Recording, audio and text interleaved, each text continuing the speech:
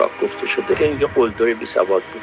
رضا شاه یک آدم بسیار باهوش، میهن پرست، اهل فکر بود. قلدری رضا شاه در اینه که با قلدرهای قبلی مقابله کرد و نذاش میفروض بگن. خواست پارک بسازه، اینا هم گفتن نه نمیشه پارک بسازه، اینجا قبلا قبرستون بود. با قلدری جلوی قلدری آخوند در قم یا در تهران نمیخواستن پارک بسازه، میگرفت. از روزی که فکر مدرسه برای دخترها شروع شد، آخوند باش مخالفت کرد. تا مدرس متربیش بگه تو مجلس مخالفت کرد.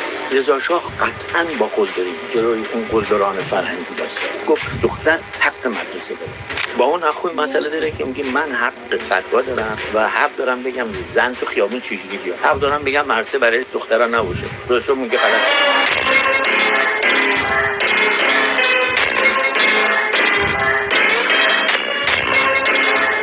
شاه گفته شده که اینکه قلدر بی سواد بود. رضا شاه یک آدم بسیار باهوش، میهن پرست، اهل فکر بود. قلدری رضا شاه در اینه که با قلدرهای قبلی مقابله کرد و نذاش میفروض بگن. خواست پارک بسازه، اینا هم گفتن نه نمیشه پارک بسازه، اینجا قبلا قبرستون بود. با قلدری جلوی قلدری آخوند در قم یا در تهران نمیخواستن پارک بسازه، میگرفت. از روزی که فکر مدرسه برای دخترها شروع شد، آخوند باش مخالفت کرد. تا مدرس متربیش بگه تو مجلس مخالفت کرد.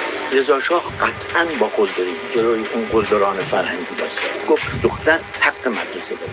با اون آخوند مسئله داره که میگه من حق فتوا دارم و حق دارم بگم زن تو خیابون چجوری بیاد. حق دارم بگم مدرسه برای دخترها نباشه. رضا شاه میگه غلط.